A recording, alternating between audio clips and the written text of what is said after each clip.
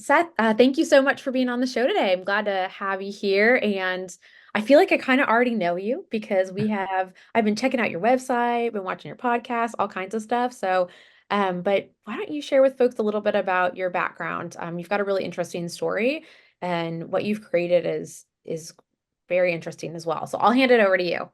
Thank you. I'll try to give you like the very short version of what feels like several lifetimes of a story.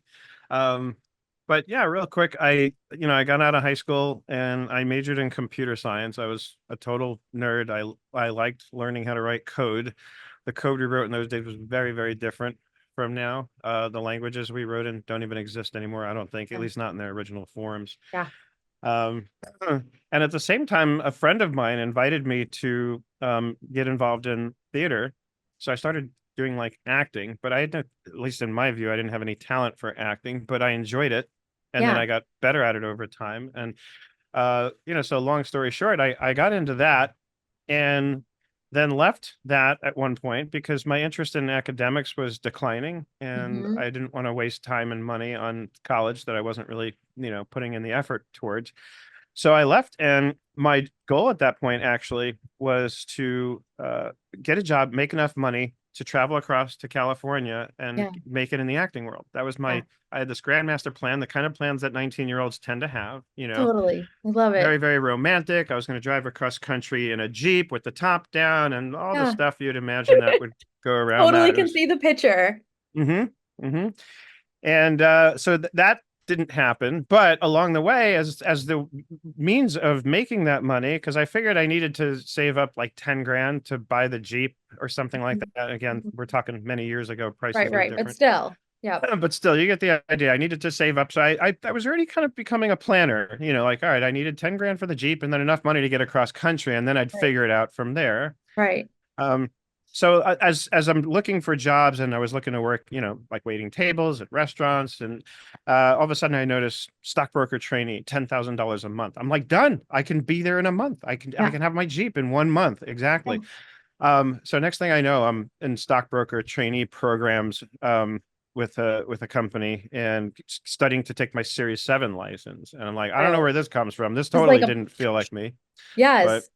one of the ways the guy who I, worked for, the first one, he was a very good salesman and he was very good at like getting you to open up so that he could figure Mhm. out what to sort of leverage in order to sell you on what he wanted you to do. And so Mhm. he's like, oh, this is just like an acting job. You're basically getting on the phone and painting an image that you're this like Wall Street tycoon. And I'm like, Uh-huh. oh, is that right? It's just acting on the phone? Perfect. Done. Let's do it. You know, Here and that you was are. it. Okay. So I did that. And then again, very long story cut very short. I actually did pretty well for 20. By that time, the years went on. I was 21 now, working as a Yeah. stockbroker on Wall Street. And I went back. I was convinced by my then girlfriend's brother, and as well as my own family, that I should still go back and get a degree in something just to have Right. something to fall back on. Right. So I left that business and went back to school and got my accounting degree. And Mm. along the way, I said, well, I should give this a shot since I've just put in a lot of time and effort into Effort. getting an accounting Yeah. degree, and Wall Street will still be there. And, so there we were. And then a very long story, very short again. And I don't know how in depth we want to go, but I'll give you the simple version for now because I know time is limited. Um, I decided I needed a significant change in my life. And so I ended up coming to California, but for very different reasons than I originally intended, Yep. and started over and worked some temp jobs and eventually landed at a very large publicly traded company. Moved my way up, worked as a senior revenue accountant for them. Yep. And then I went to a CPA firm. And then little by little, I started my own company because, frankly, I just hated working for other people. And I came to the conclusion that I was unemployable because I couldn't stand having to listen to other people, especially when I didn't agree with, the way they did things. So that's how Nerd Enterprises was born, quite literally. And then I just kind of carved it out. I was like, let me figure out what I really like to do and like Yes. leave out the stuff I don't like to do or delegate it. I learned that early on. Like, do what I'm really good at and Yep. really, and the stuff I'm really good at tends to be the stuff I really enjoy doing. And when I don't enjoy doing something, I probably suck at it anyway, so I should give it to somebody else. Yeah, it's a delegate or die syndrome. So I totally hear you on that. Yeah. What you built is pretty amazing. I know you do a lot of consulting work for different businesses, but you've got this community. Can you tell us a Mhm. little bit more about kind of the facets of the business that you've been able to build and why you've invested in kind of these different wings of building out these offerings? So a lot of it just happened organically. Really just kind of figuring things out as I go. So years Mhm. ago, I had a guy that I partnered up with, and we started a website based on a course I had written. It was like a bookkeeping basics course, Yeah. and he had the marketing expertise. So we came in and we started building a whole business, and I developed a bunch of other courses. And again, long story short, I he and I parted company. And when we did, I actually walked away. I said, you know what, you keep the business. We just did not agree on how we did a lot of things. Kind of the Mhm. same old story. Same reason I didn't like working for other people. And I said, I can own it. Maybe it's me. Maybe I'm just not a Yeah. good team player or something, right? Yeah. So I said, you keep the business. I'm gonna go do my own thing. Excuse me. This got me out of any kind of non-compete or anything like that Yep. because we didn't sign anything formally. We just said we're going to part ways, and You that's go that. your way, they go their way. Yep. Yeah. And so I'm sitting here one day going, all right, I need to rebuild. I'm still going to do courses and things, but I'm going to do it on my own. Question is, where do I start? What do I do? I don't want to deal with all the headaches that seem to come with having a subscription based site, because I knew what he was struggling with. It was just constant, especially as the business grew and we had a lot of subscribers, and then I can't find my password. That was it's amazing to me how many people still did not know how to click that password reset link at the login screen anyway. Um, I just said, you know what? I don't want to deal with that. And I knew about the site Patreon. Mm. And I said, you know what? I can kind of structure it through that. I'll create the Right. tiers at different tiers. I'll offer different course content. I'll put the videos up on Vimeo so I can make them private and only Right. give them access to people at the right tier. And this Yeah. way they handle that business part of it. If somebody has trouble logging in, Patreon handles it. Right. And I did that for a while until I got tired of it because they were obviously I was paying them a fee on top of the processing fees for the payment processors. Yep. Yep. And so eventually I said, okay, it's growing big enough that it's worth it for me to spend the time now and deal with the headache of running my own subscription site. And Hmm. meanwhile, I had established these different tiers, one of which was based on $97 and up. Yep. And excuse me, the I built out an official sort of name for a program that I called Accounting Business Academy, but it was based on Mhm. that tier from Patreon. And I kind of just ported them over and said, look, you're going to get all the same stuff, but new platform, Right. a login, Better bells and everything much better whistles, so laid on out. and so forth. Yep. And the Can I name just 97, please. just to break? So what was the threshold that you go, okay, I mean, I know you talked about like it got to big enough point to move it out. Was it based off of just the volume of individuals that what was that threshold for you? I think the threshold was, again, very organically, it was based on a feeling like I don't want to pay all these fees anymore that I'm Okay. paying to Patreon, plus waiting for them to pay me out. You know, Yep. It that's wasn't a what really. community size. It was more of kind of where you were. You saw the evolution of where it could go. Yeah, and I'm sure that was largely driven by the amount of people that were I was Mhm. accumulating, and ultimately I wanted to, get it on a platform that I truly owned, you Yep. know. So did it on WordPress, with a subscription plugin, and then eventually I was guided actually by a colleague to move it to Kajabi, which is what my Mhm. site is built on now, because that's just an amazing platform that's built for course creation and just content creators, and you manage the whole, like all my emails go out from that system. It's Yep. beautiful. Yep. Okay. So you've got this pretty amazing community that you built. Mhm. And I know you do consulting work as well. So can you tell us, because you are seeing, can you tell us who all's in that community, right? Mhm. I'll let you take that It's one. mostly accountants and bookkeepers. Okay. I've got a sprinkling of business owners who aren't accountants per se, but they just Yeah. feel like they get value out, but very, very minimal. It's almost exclusively accountants and bookkeepers who are looking for my guidance to help learn the tools and systems and strategies and processes to help grow and run their practices better. A lot of Okay. them have the same struggles. They're up to their eyeballs in work, aren't really making enough money. If you look at the money by itself, it might look good, but when you compare that to how many hours and energy they have to put in to make it, it Right. doesn't really feel like a lot of money. Yeah. And so they want to learn how to scale and just do better and have more freedom. And Hmm. and by the way, the name 97 and up just stuck. People liked it. Even my wife was like, "Yeah, it's a catchy name. You should Yeah. just It's easy stick with to that." say, So pronounce, all those things, simple. yeah. Okay. So accountants and bookkeepers, and you've got this community. Are they leveraging the content that you had built? Kind of, it sounds like it's evergreen content from a while ago. Are you doing like community groups and conversations? Is there a forum? Like what kind of bells and whistles are inside of the actual community itself? So they get access to a bunch of courses for free. That's just included with 97 and up. They get Yeah. deep discounts on any new, like I have a series of courses called Bulletproof Bookkeeping. Yeah. So Yeah. these are major in-depth courses and they get deep discounts on those. We do 2 weekly calls. So we do a call every Tuesday and Thursday at 11 a.m. Pacific for an hour. And Hmm. some of them I have open so that people can just come and ask questions and we answer them. Others I have, planned topics for. And it's funny, bring things forward to 2024.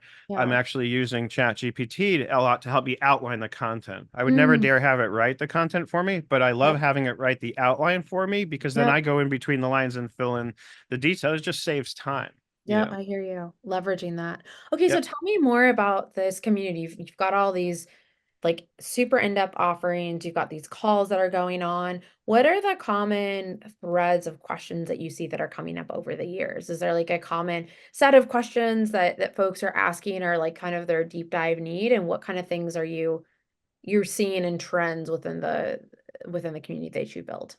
So there's two kind of major camps that I want to put the topics in that I get asked most from the accountants and bookkeepers.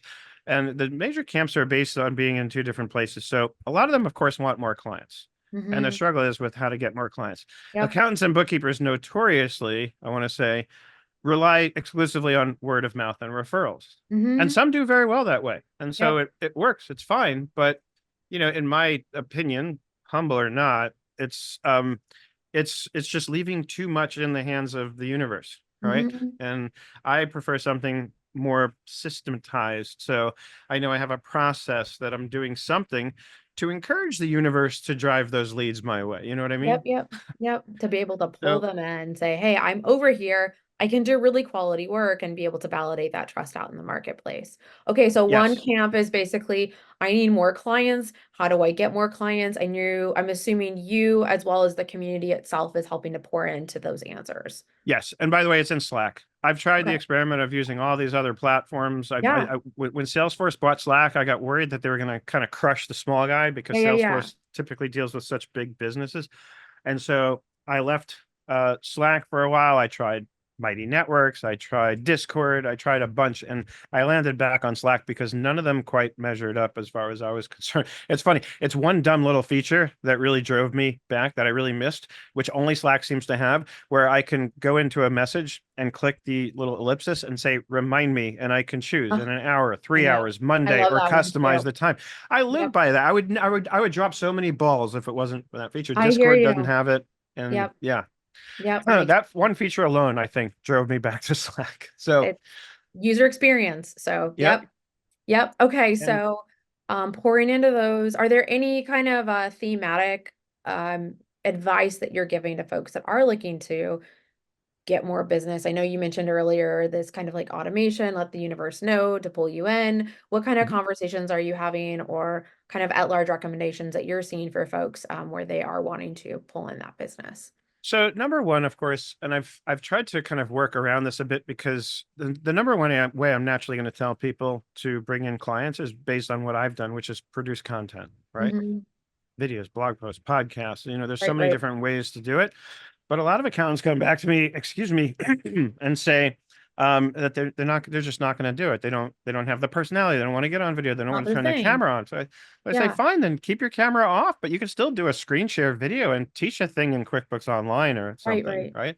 I mean, that's really how I did it initially was I took the questions I was being asked most frequently by my accounting clients and made videos about them, frankly, out of laziness because I was tired of writing out the same answers in emails. So I I made a hear video you. and said, here's a video. It'll do a much better job of showing you what to do than I can do in a wall of text for you. Yes, I hear So, you. so anyway, you can fire up your Camtasia with your screen and don't turn on your camera. That's fine. But the other thing is the time. And that brings in the other problem, the other question in the other camp that a lot of them have, which is I'm up to my eyeballs. I can't forget about taking on more clients. I need to figure out how to manage the ones I have, and keep everything Mm, that's organized. And scalability. Yep. especially in accounting, you have so many important deadlines. It's not like like, look, let's face it. If a marketing company misses a deadline for producing a blog article, it's not the end of the world. I mean, No one's gonna die. it's It's gonna be it's yeah, okay. Yeah. exactly. But if I miss a sales tax deadline for a client, that costs the client money, a lot Yeah. of it Yep. potentially. Yep. So so it's there's a different kind of level of pressure for accountants and bookkeepers to make sure they don't drop any balls. And Mm-hmm. so that's the other camp where I work with them. And a lot of times, classic thing that people will look to do when, and this is not just for accountants, this is for any kind of company, Yeah. is they see that they don't seem to have capacity. So what do? They hire people. Mm-hmm. And that actually makes the problem worse, You got to because train if you hire people. people into a non-system, all you're Oh doing yeah. is amplifying the disorganization of that system. Yep. And so now you just have more disorganized people, Yep. right? Yep. So usually the answer is not hire somebody, but let's dial the systems in, right? Yep. Let's take inventory. I've made a very thorough study recently, actually, again, of Mm-hmm. David Allen's Getting Things Done. So I could use Mm-hmm. that to Yes. inform how I work with accountants and bookkeepers and say, first, let's just inventory every little thing that's pinging and dinging at your brain that's causing you stress. And let's get it out of your brain and into, I don't care if it's on an actual piece of paper, just get it Yes. out of your head.